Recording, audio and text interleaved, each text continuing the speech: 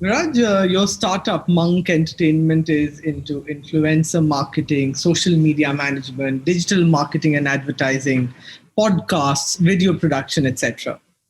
Given that all brands, even the legacy ones, have really upped their digital game through the pandemic, how busy have you folks been? So thanks for having me on your show, Marco. Good pleasure, being on it. Coming to your question, man, luckily we've been in the right space and right time. With digital marketing and with the entire wave that we're seeing with influencer marketing, and a lot of traditional brands also picking up and being bullish on the idea that, hey, we need to put our brand out there on the internet, not just on billboards or radio or TV, right? So we've definitely seen an uptick in terms of a lot of digital adoption happening, especially post the pandemic back in March 2020, when a lot of the production, heavy duty production with regards to TV and, all other forms of non-digital had taken a pause. That's when a lot of these brands decided that, hey, why not explore influencers? This was definitely like a fleeting thought in their mind always. Maybe like an intern would have told them that, hey, boss, why don't we try working with these YouTubers? They're the new big deal. And they would have just pushed it down or, not encouraged it at that moment. But then when they probably saw their children using or consuming a lot of content online, they, would have probably gotten acquainted that, hey, why don't we experiment putting some of our budgets into digital or influencers? And I feel like that the pandemic was sort of pivotal in the industry being where it sat. I think it would have been, it would have taken us maybe 5 years to reach there. I think the pandemic has sort of definitely given a nudge to us there. So it's good so far. I mean, it's not a bad place to be in. I'm sure. So the sense I get is everybody's been occupied, busy. So around 50 odd members in the team, right? And yeah, I just want to get a sense from you, Viraj, that through the pandemic, right? How have you all ensured that each one of your team members' well-being is taken care of while balancing the overall output of the company? God, that's one thing that's been super pivotal, I believe, for companies across, and especially, as you know, we're an agency business essentially, right? And agency business has always been super taxing on its employees. Always that, hey, there's deadlines to be met. There's a lot of back and forth happening in terms of feedback. Client likes your work sometimes, many times they don't. They make you work around the clock, and rightly so. I mean, they're paying us for a service, and we need to ensure that it gets sorted out. So it has been taxing per se, but what we've been trying to do with our set of employees is one of the key factors is I'm lucky to have Ranveer as a co-founder there. I mean, so whatever he does put out on the internet in terms of motivation is 10x of what the employees get as well on a personal level. We both of us ensure that we speak to each team member individually, ensure that it's beyond work. Also, we just catch up with them. Sometimes it's about getting to know them at a much deeper personal level. What is it that they're up to? Is everything okay in family, relationships? Especially with the fact that a lot of us are so young, right? We're all like in our early 20s or late 20s. A lot of us are also just going through a lot of personal, ups and downs. I feel like just having to connect with each one of them and knowing they're a separate individual besides of work as well, besides their designation in the organization as well, is what's really, helping us stay in touch with each one of them. Yeah. So, like you mentioned, fairly young team, right? Most of them under 30, I would imagine. Absolutely, yeah. Yeah, right. And so what's really helped for you guys? Like, how have you sort of, let's say, channelized their energies, kept their spirits up? It's not easy for young people to stay locked in for so long, right? That's true.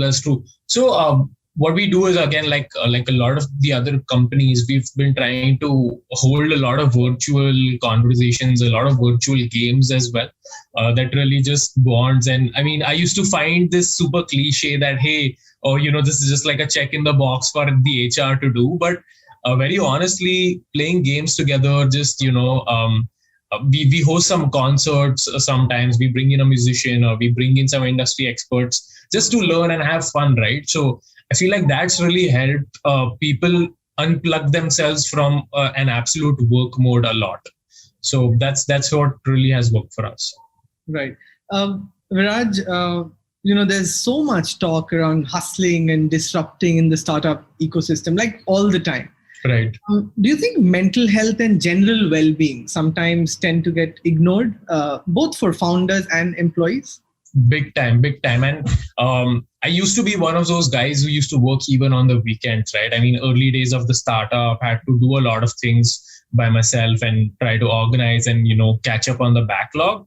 But as and when I learned that, the moment I start taking an off on the weekends, both Saturday and Sunday, I was able to think more creatively, and I was able to just switch off from work and come back much stronger on a Monday morning. And I feel like that's something I've always wanted to pass forward within the team as well, that it does not matter what happens. Like Friday evening, you shut off. Like spend time with your family, go play games, do whatever you want, listen to music, or just sleep. Like just sleep for those 2 days, but come back stronger on a Monday. Because I've just realized that, while everyone preaches hustling and, hey, you've got 24 hours in the day, you got to make the most of it and all. I've just come to realize with experience now that, if you just count every second and be like, oh, hey, you got to work it out and all of that, it's not going to work in the long run. Because again, very cliche statement, it's not a sprint, it's a marathon. You are going to have to take periodic breaks once in a while, because there's only a certain extent to which a human can, creatively operate. And especially in a creative business like ours, people will need to take consistent breaks, and we encourage that like extremely heavily. That weekends, just ensure that you convey to the clients as well, sorry, we won't be working. You go take an off. Yeah. You and Ranveer, your co-founder, of course, both quite young. At a time when, the most experienced of leaders have sort of found themselves being challenged, given that none of them have ever faced a situation like this before. Mm-hmm. How have you been balancing personal stress along with those of the team? And, this has, of course, been an extremely stressful time for everyone. Ramarco, man, honestly, I wouldn't say like we know how we've dealt with it or we've done it right. We've also had a lot of learnings along the way, and just trying to navigate the way by speaking to each other more. Like I've just come to realize that in this time I've become a lot closer to my family. I've been sharing my set of problems with my parents, with my elder brother, things like that. Something I never used to do, or just keep to myself. And I just realized for a lot of the people in the organization, just talking it out and having an open conversation about the fact that, hey, we're having a burnout, or we're not feeling like we want to work today, has helped a lot more, especially during the last 3 to 4 months when it was super difficult for, in Bombay as well. Like most of our team stays in Mumbai. We had told them straight up that please just tell us that you want a leave, and that should be done, no questions asked, right? Because it almost felt like, Ramarco, there was this point of time when people were dying left, right, and center, right? I sort of thought to myself that what really am I doing here? I'm trying to serve some client briefs, trying to close some brand deals here and there. And that put a question in my mind that how can I be more useful or, be more helpful, resourceful for the times of today right now? So one was, of course, to ensure that I would be a lot more kind and more empathetic to the team in general. Ensure that if they wanted to leave, if they wanted advanced salaries and things like that, that would get processed. Besides that, at a macro scale, what else could we do? We realized that, okay, while we work with influencers and we are essentially in marketing, and that's not going to change lives in the way a doctor or a fireman would, but we have a platform, right? We have things that can be amplified. So And we realized, yeah. exactly, we have reach and distribution. And that's when I realized that, okay, maybe there is something bigger than us that can be worked out here. That why don't we provide a lot of amplification to people? They need a lot of resources. There was an massive unavailability of beds and medicines and all of that. And that's how we realized that, our set of influencers, if they could come together, they could pass on a lot of messages and eventually maybe even save lives, or at least delay death in a sense, by helping someone out. I feel like that's really what helped us in the longer run, and that's what gave us a lot of strength to, instead of thinking that, hey, we're doing something that's not as important, we realized that, hey, why don't we think of it in this perspective? We could actually help a lot of people out through our social media reach. Interesting. Viraj, you did speak of empathy. I'd like you to talk about empathetic leadership a little bit. And, do you have a playbook that you follow? Maybe talk about some of the things that you try to do within your company. Absolutely. Man, personally, I've just come to realize, and this is through my experience of being an intern in many companies during my tenure in college, just realize that at the absolute top of the leadership, there needs to be no sense of insecurity or politics, right? The moment, the top leadership starts craving for, hey, I should get credit for that. I should make more money. I should do that. I should do that. That's when internally also that sense just sort of starts trickling down and everyone starts thinking very individualistically. And I feel like that is a core sense when, it starts trickling down in terms of insecurities, office politics, gossip, and all of that. And that's something I've just tried to ensure that does not happen, because that essentially creates a sense of alienation amongst each other. And that really creates a sense of toxicity to add up to that. That, hey, I have to go on a Monday morning. My work is already pressure enough. Now I have to deal with people and the kind of toxicity that's being thrown at me. I have to deal with people's egos as well. And that's something that we've ensured that, if there's a senior member in the team, they do not pass it down to their intern. They do not, talk harshly or, make fun of like a question that some young person in the team might have, who's new to the organization. So that's something that I've ensured that does not matter how stupid the question is. Because usually questions are not stupid. Your answer is going to be stupid. It's okay. Let these people ask questions. That's how they will get a hang of things. And tomorrow, that's how you'll be able to delegate tasks to them. I used to have a very, very individualistic mentality, in the sense that, hey, instead of me training this person, let me just do the task myself. Things like that. And I was like, no, instead, let me invest some time in the person and, tell them how this could be done. And maybe they could come out with 5 other ways which I'm not thinking of. So just that idea that it does not matter how young the member is within the organization or their age, let's treat them all with respect and the same level of empathy that we do even with the senior most member in the team. So that's really helped out. You're a big advocate for interns, aren't you? Because I've seen on your Twitter timeline as well, you often, talk about how often, they have great ideas, and yet it so happens that most organizations tend to not take them seriously, etc. And, you speak of this often.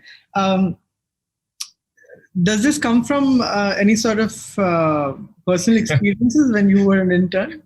Yeah, absolutely, man. So, when I was an intern, I've had both good and bad experiences. But this one bad experience I had when I was working in another agency, and I was a copywriter there. Essentially, I used to write a lot of captions for social media posts and things like that.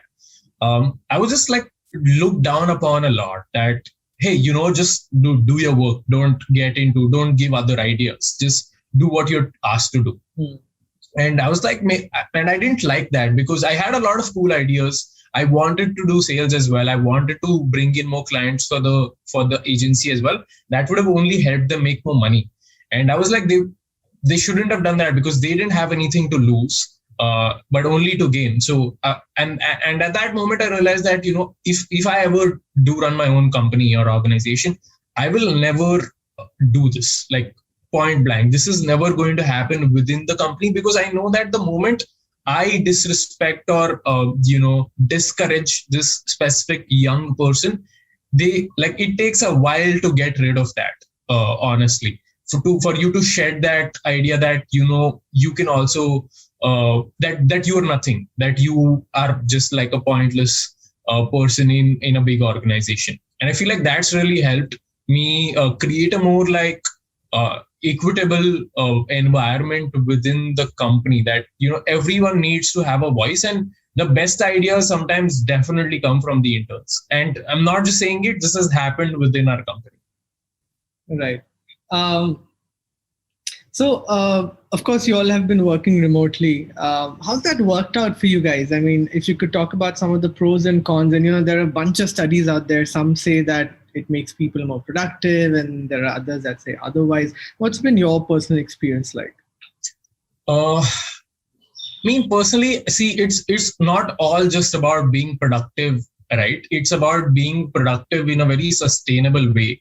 Okay, while someone can be productive for like a long while, if they end up in a massive breakdown or exhaustion, that's not something I want. So I feel like my personal ideal model would be a hybrid of the two, where maybe the team comes into work 2 or 3 days of the week, and then the rest they work out of their homes. A couple of reasons for that. One is, I mean, with regards to Mumbai specifically, the travel is a pain, right? So I feel like that's something that's a pro with regards to work from home. You save up on a lot of time and a lot of stress and undue like tiredness with regards to travel. So you're a lot more fresher when you come to work, when you sit on your desk and all of that. But the con here is clearly in terms of agency business, and something which is led out very creatively. A lot of serendipity is missed out on. So just the fact that two people sitting together and discussing ideas is something that we're missing out on clearly. And not just more than two, like 5 people coming together, sitting on a table, having fun but discussing ideas. There's a lot of serendipity in terms of business sense and revenue also that we're missing out on. And this is something we saw in January, when like a bunch of us just decided we'll go to Goa for working for 15 days out. We realized that when we were just chatting, a lot of ideas popped up. Like one idea that we randomly got at that time was when we were working with this crypto client, and we were just supplying normal influencers to them and things like that, right? So YouTube and all of that. But Dogecoin really picked up at that moment, okay? And it was a meme coin, right? So we were just discussing, and I spoke to my colleague Ayush, and I told them that how about we engage a lot of these meme pages to talk about Dogecoin, and maybe then, either give out a swipe up to the crypto exchange platform, and then, increase their downloads, for example. And that's exactly what we did. I called the marketing guy there, and he was like, yeah, that's a fantastic idea. Let's close the plan.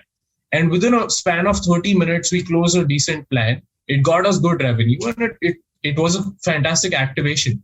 So I was just talking to him that this is something that we would have missed out on with remote work, because I wouldn't have called you just to discuss about Dogecoin, for example. So that's something I believe you're missing out. Yeah. Also, something that I've noticed, Viraj, is you and your colleagues, if one were to go to your Instagram or your social media handles, one would get the sense it's just a bunch of friends sort of hanging out, chilling, and just getting some fun, right? So is that part of the company culture? I mean, we didn't intend it to be that, but I just feel like a lot of us are so like-minded in terms of things outside of work as well, that we just ended up being like really good friends.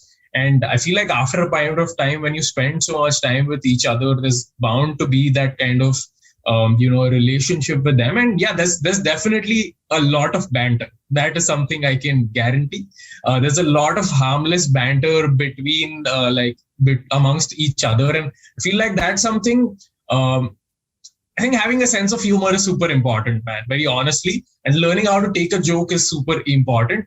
And especially when you are in a position of power, right? I feel like if you get offended by the slightest of things, that's not going to go down well within your company. So I feel like I'm okay if someone, pokes fun at me or, laughs at my expense. I'm okay with that. That's not an issue till we're getting work done.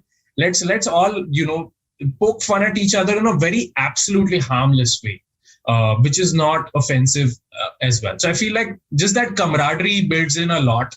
Have respect. Like respect is like, of course, one of the core tenets of the organization. But don't forget to have fun while you're at it, right? And feel like if you're going to spend like more than half of your like day with someone, might as well have fun with them instead of being all serious through the day. Yeah, you've got a couple of folks who I believe are older than the rest, right? So have they also learned to sort of laugh along and chill with the rest? Yeah, absolutely. And that's what I appreciate a lot. And I feel like, Ramarco, that again comes from the idea that, we have certain boundaries like clearly laid out. Like I know that if there's someone who's older than me, there are certain things that they've learned way better than me, right? Purely out of experience. So I never challenge that in the sense that I know I trust them with that.